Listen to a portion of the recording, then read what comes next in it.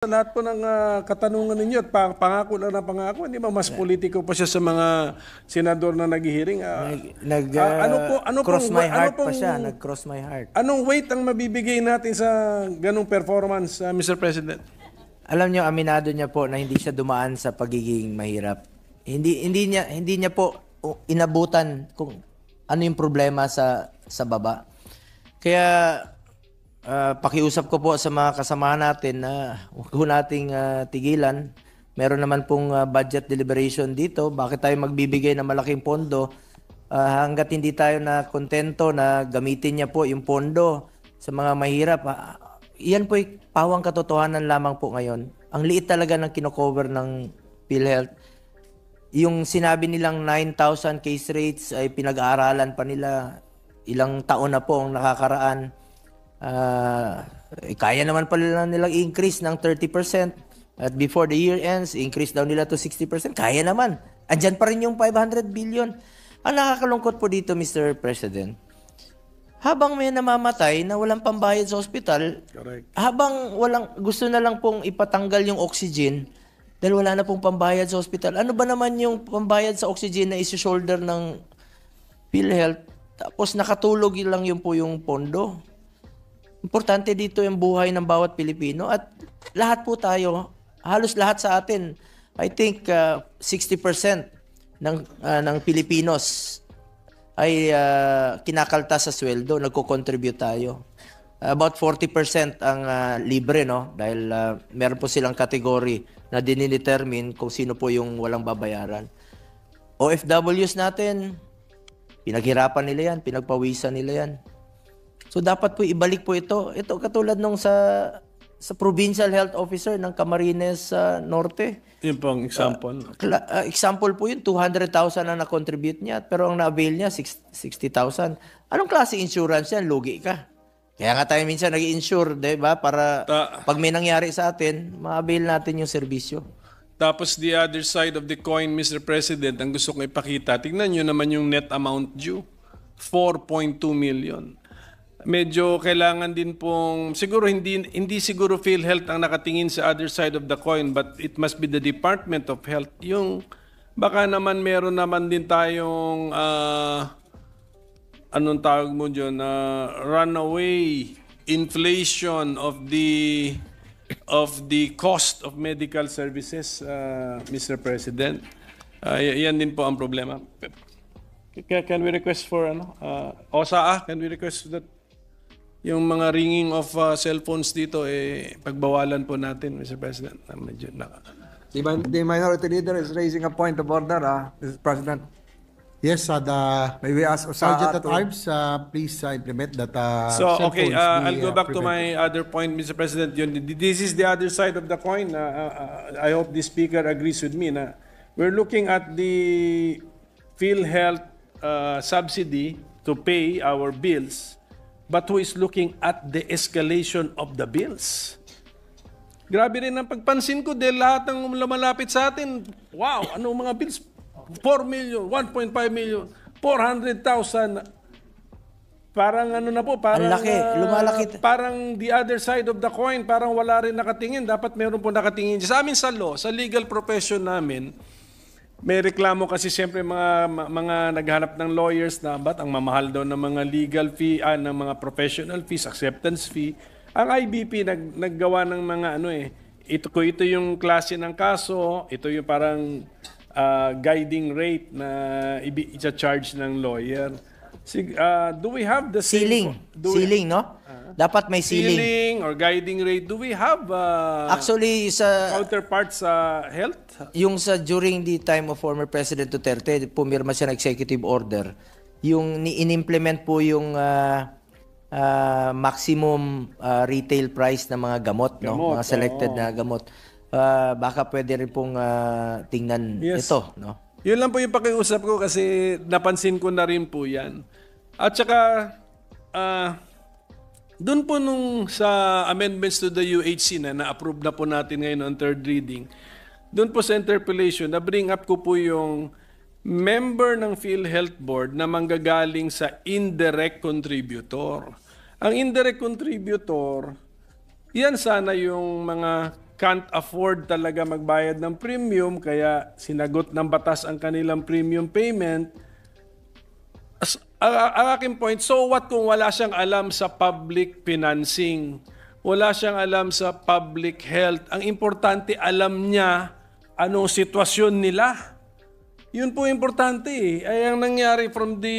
I have nothing against the person occupying the seat for the indirect contributor. Kasi nga daw, doktor siya, dating nagko-contribute, nag-retire, hindi na nagko-contribute. But that is not the point.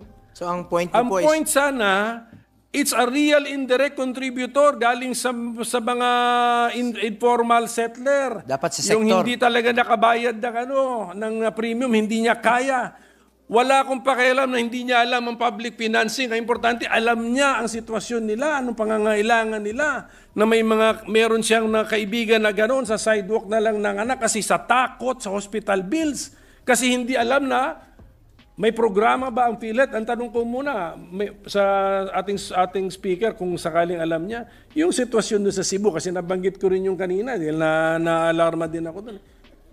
Manganganak, walang pambayad. Sasagutin ba ng PhilHealth yan? Dapat. Tama. Dapat, di ba? Dapat. Yes.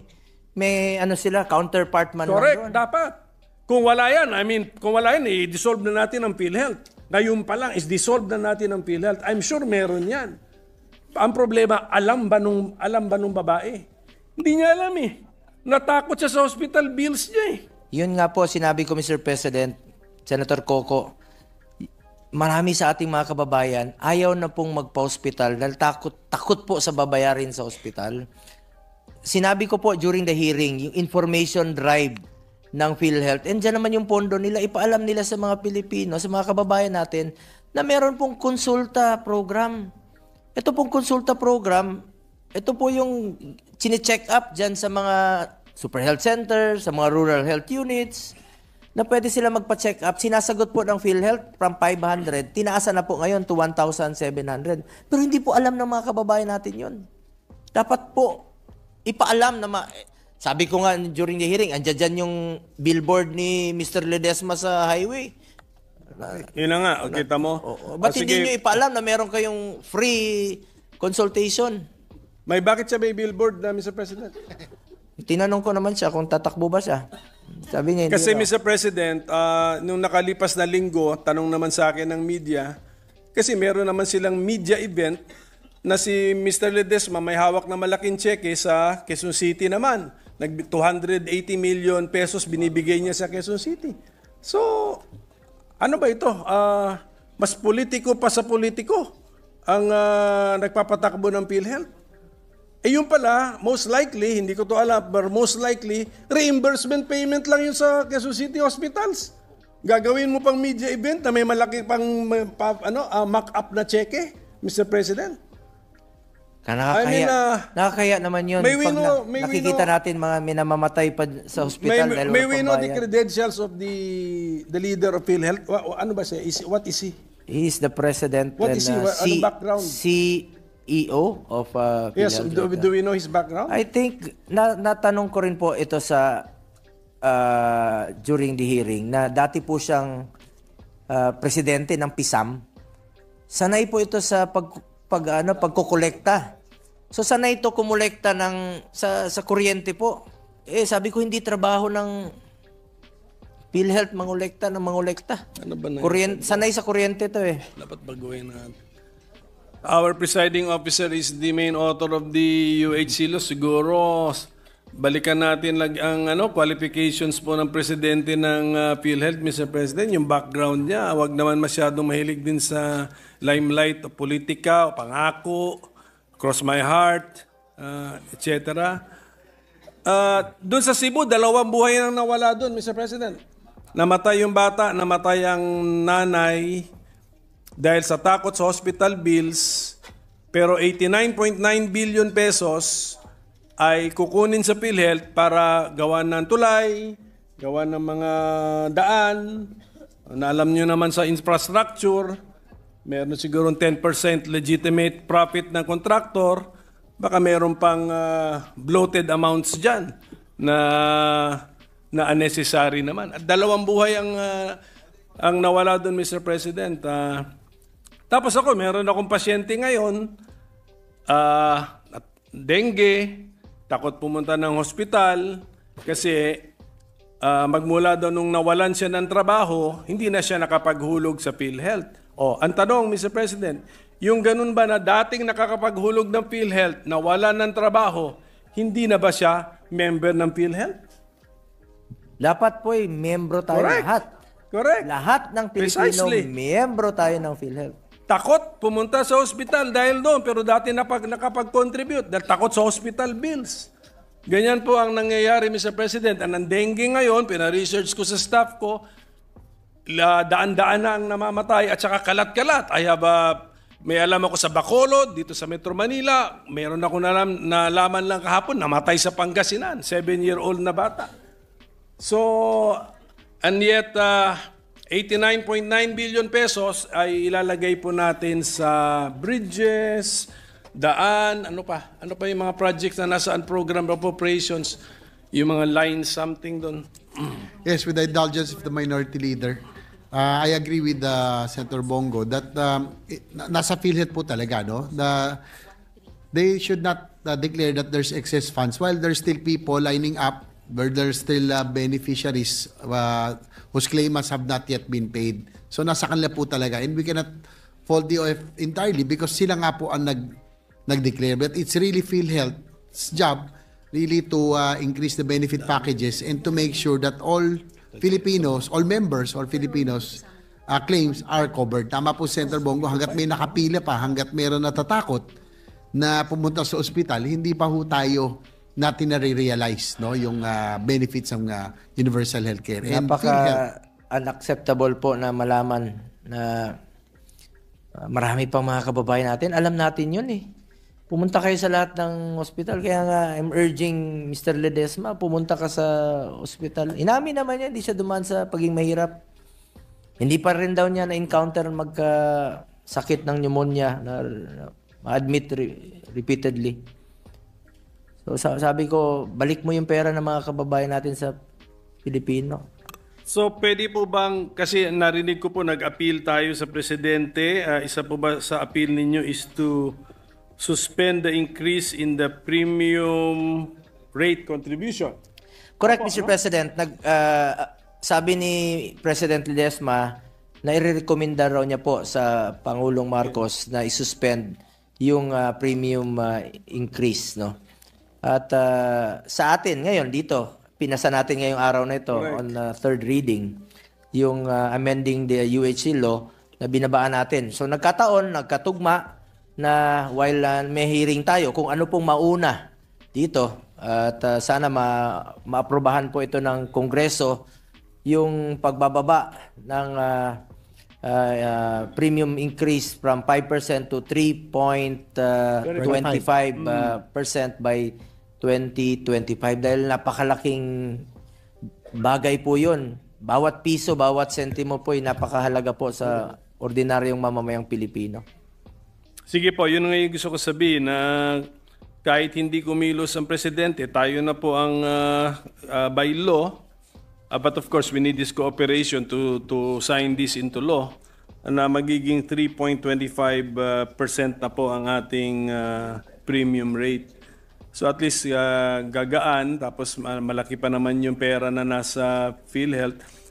Pero ang importante kasi, Mr. President, ay yung case rates, kahit taasan nila ng 30% yan, on paper yan. On paper. Yan yung sasabi mo magiging benepisyo nyo. It's in the actual implementation Yung talagang bayaran nila yung, i-cover nila yung billing nung nagkasakit, nabayaran ng hospital. Nangako sila na before the year ends, dadagdagan nila ng another 30%. But still, kukunti pa rin yung halaga, Mr. President, ng kala mo mataas na yung 30%. Correct. Mababa pa rin yun, Mr. President. Dahil kung mababa yung amount ng case rate nila, what is 30%? Kung 10,000, that is only 3,000. Plus the other side of the coin, yun sinasabi ko nga kanina, na nagtaasan din naman yung mga billing. Correct. Yun po yun, kaya actually meron din po ako recent medical encounter or experience na ang sinalo lang din ng PhilHealth around 3 to 5% of the billing. Mas malaki pa yung senior citizen discount ko. At saka yung health card natin dito sa Senado, mas malaki pa yung pasalamat tayo na meron tayo health card. Buti tayo, may pambayad tayo ng health card dito sa Senado. E paano yung mga kababayan nating yung mahirap? kababayan nga natin na can't afford at saka ang sasagutin sa atin, di pumunta ka sa government hospital, no balance billing. Pero sa reality, dami ko rin kausap ng mga doktor sa mga public hospital, hindi naman nangyayari yun. Pagkatapos pa rin ng kanilang confinement, may balance pa po kasi may mga hindi covered sa so-called no balance billing.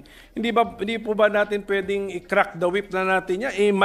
Can we not micromanage the PhilHealth na lang? I-micromanage na po natin para tingnan natin ano ba yung mga programa nila at ang daming loophole, Mr. President?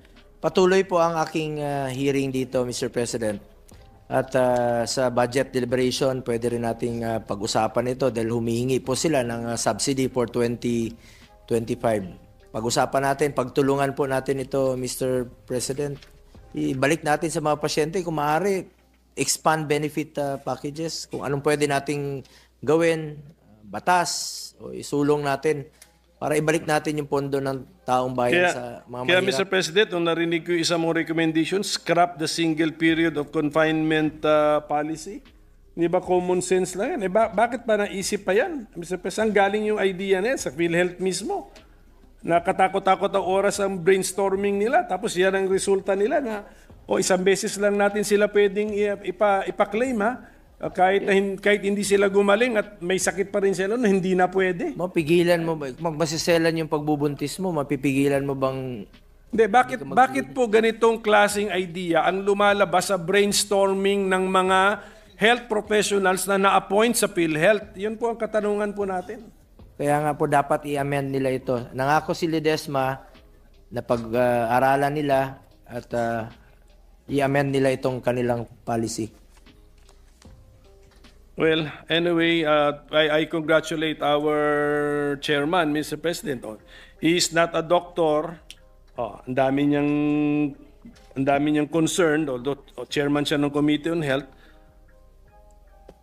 Using his kokote, kitang-kita, it doesn't make any sense that there is a single period of confinement policy and you have 500 billion pesos in excess funds na binabawi na yung 89.9 billion pesos, Mr. President.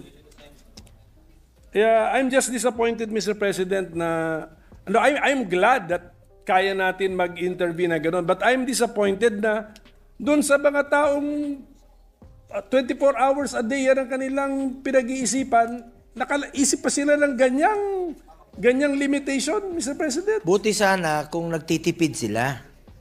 Ang problema, sobra-sobra po ang kanilang pondo.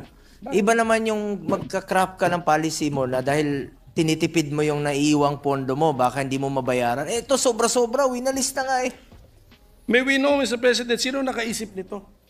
Sino genius ito? Hindi ko po alam, Mr. President. Ang nag-isip niyan, walang kokote. Well, anyway, Mr. President, ako medyo ano lang po ako ngayon, medyo parang parang medyo andyan yung frustration natin, medyo high blood tayo kasi nga nabalitaan ko ngayon nangyari sa Cebu at saka itong mga lumalapit sa atin na mga humingi ng tulong na hindi ko naintindihan bakit hindi ma-cover ng PhilHealth. Tapos at saka yung way of thinking nila na takot sila sa hospital bills as if wala sa consciousness nila na merong PhilHealth. Although PhilHealth actually is not really a health insurance, it's just a subsidy, pero at least pampabawas din po yun ng billing nila. But siguro nga, Mr. President, because I think before I end, I think we really need to look at the other side of the coin. There might have been also an uncontrolled increase in the other side of the coin, which is the billing part, Mr. President. Mr. President, maraming salamat, no? Common sense po yan. Tama yung suggestion nyo dito sa mga decision na dapat nating gawin. Use your kokote from Senator Coco Pimentel. Alam niyo po, Mr. President, 2013 pa po yung circular ng PhilHealth on single period confinement. Hindi nila ginalaw. Hindi nila inamend. Ngayon pa nila naisipan. Tapos, andyan dyan yung pondo. Yun na nga. Kalokohan yun. Likewise, if I may interject, that runs contrary to the aim of Universal Healthcare Act, which is giving access to genuine healthcare for all Filipinos without the financial burden. So PhilHealth really has to rectify that policy and make use of their kokote. Hindi ko tuloy narinig siguro.